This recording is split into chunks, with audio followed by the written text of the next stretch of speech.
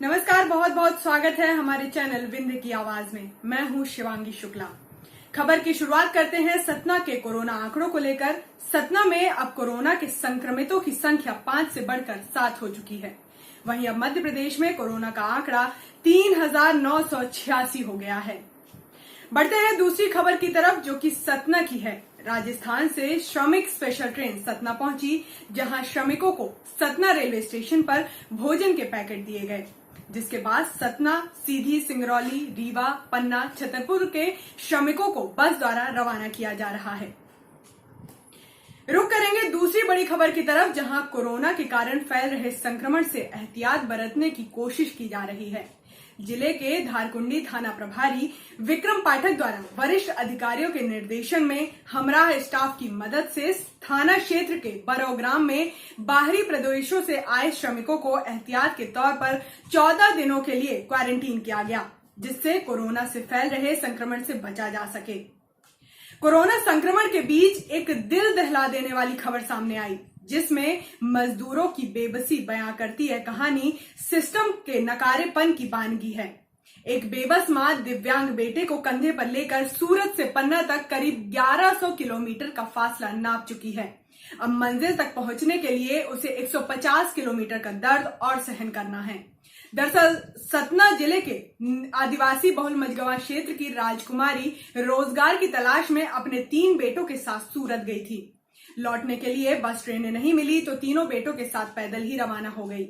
एक बेटा विकलांग है, इस कारण उसे कंधे पर लाद कर चल रही है। यह आदिवासी परिवार 10 दिन से पैदल चल रहा है। मंगलवार को पन्ना पहुंचने पर प्रशासन ने स्वास्थ्य परीक्षण कराया और उन्हें बस से मझगवां के लिए रवाना किया। राजकुमारी ने बताया कि पति की मौत हो गई है, 3 बेटे हैं, क्षेत्र में रोजगार के साधन नहीं है, इसलिए काम की तलाश में सूरत गई थी। वहां कुछ दिन काम धंधा किया, लेकिन लॉकडाउन के चलते काम धंधे बंद हो गए। जो रुपए बचा कर रखे थे वह भी खत्म होने लगे, इसलिए घर लौटने का निर्णय लिया। लेकिन वाहन नहीं थे, सब लोग पैदल निकल रहे थे, तो मैं भी तीनों बेटों के साथ रवाना हो गई। विकलांग बेटे को चादर व लकड़ी की पालकी में लेटाया और 4 साल के मासूम बेटे को पैदल चलाती रही। बीच बीच में मददगार भी मिले, जिससे सफर में थोड़ी राहत मिली, लेकिन ज्यादातर रास्ता पैदल ही तय करना पड़ा।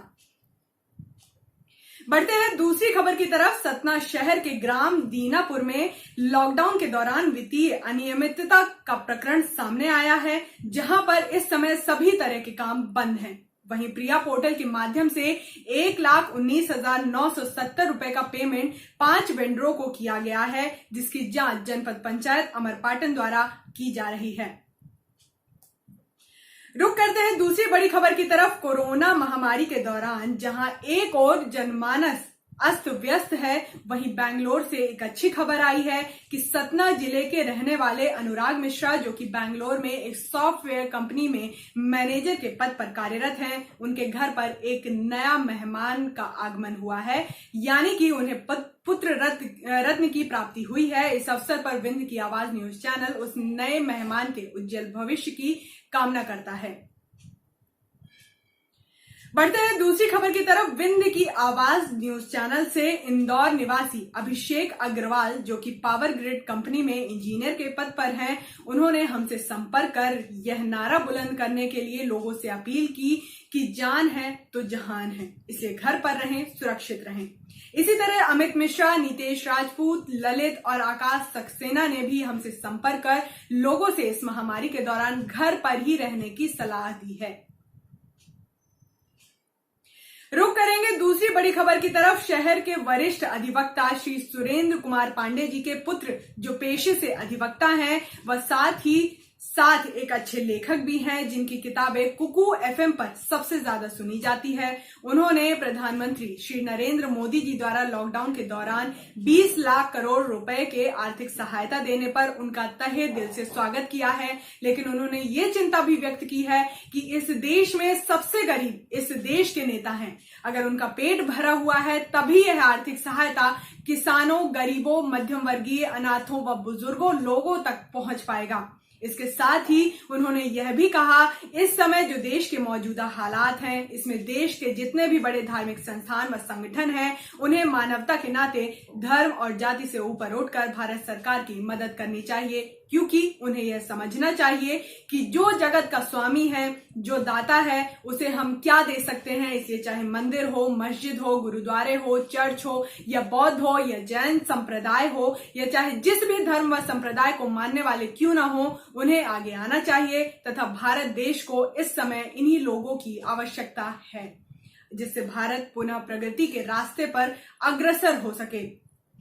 रुक करेंगे मध्य प्रदेश सरकार के उठाए गए कदम की तरफ, जहां आगामी खरीफ सीजन के लिए मंगलवार को कृषि उत्पादन आयुक्त की संभागीय समीक्षा बैठक वीडियो कॉन्फ्रेंसिंग के माध्यम से हुई। बैठक में कृषि विभाग सहित उद्यानिकी, सहकारिता, मत्स्य पालन, दुग्ध उत्पादन की समीक्षा की गई। बैठक में चौंकाने वाली बात सामने आई कि कोरोना लॉकडाउन के दौरान व्हाट्सएप में दुष्प्रचार के कारण मध्य प्रदेश में अकेले पोल्ट्री कारोबार में 1700 करोड़ रुपए का नुकसान हुआ है। व्हाट्सएप में दुष्प्रचार से मीट, मछली और अंडे की खपत में भारी गिरावट देखने को मिली। इस पर कहा गया कि सभी अधिकारी अपने क्षेत्र में यह जागरूकता फैलाएं कि मीट, मछली और अंडे से कोरोना नहीं फैलता है, यह महज भ्रम है। इसी दौरान बैठक में सतना जिले के एनआईसी कक्ष में कलेक्टर अजय कटेसरिया, उप संचालक कृषि सहित अन्य अधिकारी मौजूद रहे। बैठक में सहकारिता विभाग की समीक्षा के दौरान जिले की स्थितियां संतोषजनक नहीं रहीं। सहकारी बैंक की हालत काफी खराब मिली। 80% से ज्यादा की ऋण वसूली बकाया है। यह भी पाया गया कि लोन बांटने का जो लक्ष्य है वह भी पूरा होना मुश्किल है। डबल लॉक केंद्रों से अग्रिम उठाव की स्थितियां भी समितियों की बेहतरी नहीं रही। इस पर ध्यान देने के निर्देश दिए गए। धान उत्पादन के मामले में पाया गया कि इस बार धान का रुकवा गत वर्ष की तुलना में कम हो सकता है। इस बार की एपीसी बैठक विस्तृत न होकर काफी संक्षिप्त रही। बढ़ेंगे दूसरी खबर की तरफ। प्रवासियों की वापसी के लिए तमाम घोषणाएं सरकार स्तर पर भले हो गई हैं और कई सरकारी आदेश भी जारी हो गए हैं, लेकिन आधिकारिक स्तर पर इनके पालन में तमाम अनदेखियां हो रही हैं। ऐसा ही मामला एमपी यूपी अंतर प्रांतीय बॉर्डर पर सामने आया है, जहां प्रवासी मजदूरों की आवाजाही रोकने के लिए उत्तर प्रदेश प्रशासन ने सड़क पर 4 फीट ऊंची मिट्टी की दीवार खड़ी कर आवाजाही पर पूरी तरह से प्रतिबंध लगा दिया है। नतीजा यह है कि मध्य प्रदेश के हिस्से वाले चित्रकूट में सैकड़ों मजदूर और ट्रक खड़े हो गए हैं। इनमें से ज्यादातर मजदूर बिहार, झारखंड और उत्तर प्रदेश के हैं। मध्य प्रदेश से उत्तर प्रदेश में प्रवेश करने के लिए कई रास्ते हैं, जिनमें इलाहाबाद के लिए हनुमान धारा करवी मार्ग प्रमुख है। ज्यादातर वाहनों की आवाजाही इसी मार्ग से होती है, लेकिन मंगलवार की सुबह इस मार्ग पर काफी संख्या में वाहनों का जमावड़ा हो गया।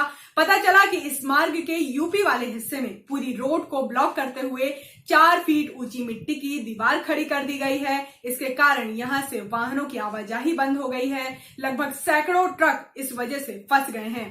इतना ही नहीं, पास धारक वाहन चालक भी परेशान थे। महाराष्ट्र और गुजरात से वाहनों और पैदल चलकर आने वाले मजदूर भी इस वजह से यहां फंस गए हैं। जो वाहनों से गुजर रहे थे वो भी अब रुक गए हैं। रुक करेंगे जबलपुर की खबर की तरफ, जहां कोरोना पश्चात भारतीय संस्कृति एवं व्यवहार में परिवर्तन विषय पर 2 दिवसीय राष्ट्रीय वेबिनार का आयोजन मध्यांचल समाज शास्त्र परिषद जबलपुर के महासचिव डॉक्टर ध्रुव दीक्षित के आयोजन में संपन्न हुआ। इसमें लखनऊ, गोरखपुर, प्रयागराज, चित्रकूट, भोपाल, ग्वालियर, जबलपुर, रीवा, सतना, हरदोई, दतिया, दमोह, रायपुर आदि विश्वविद्यालयों एवं महाविद्यालयों के प्राध्यापकों, शोध छात्राओं और छात्रों एवं विद्यार्थियों ने भाग लिया। मानव समाज में टेक्नोलॉजी के महत्व विषय पर शोध पत्र प्रस्तुत करते हुए शासकीय स्नातकोत्तर महाविद्यालय सतना के समाज शास्त्र के प्राध्यापक एवं समाज कार्य विभाग के अध्यक्ष डॉक्टर एससी राय ने कहा कि कोरोना संकट से प्रभावी ढंग से जूझने की टेक्नोलॉजी ने महत्वपूर्ण भूमिका निभाई है। वर्क फ्रॉम होम, सूचनाओं का तीव्र गति से संप्रेषण, फैक्ट्रियों द्वारा तत्काल कोरोना उपयोगी यंत्रों, उपकरणों एवं अन्य सामग्री का निर्माण, तीव्र गति से टेस्ट, आर्टिफिशियल इंटेलिजेंस, रोबोट का उपयोग, सैनिटाइजेशन प्रक्रिया, कोरोना उपयोगी स्टार्टअप आदि में टेक्नोलॉजी ने महत्वपूर्ण भूमिका निभाई है। वेबिनार में कई शोधकर्ताओं ने अपने शोध पत्र प्रस्तुत किए एवं संवाद में परिचर्चा में भाग लिया। वेबिनार के अंत में अंतर्राष्ट्रीय स्तर पर प्रसिद्ध भारतीय समाजशास्त्री डॉक्टर योगेंद्र सिंह के निधन पर श्रद्धांजलि भी अर्पित की गई। अभी के लिए बस इतना ही, और विंध्य की खबरों के लिए जुड़े रहने के लिए वीडियो को लाइक और चैनल को सब्सक्राइब जरूर करें।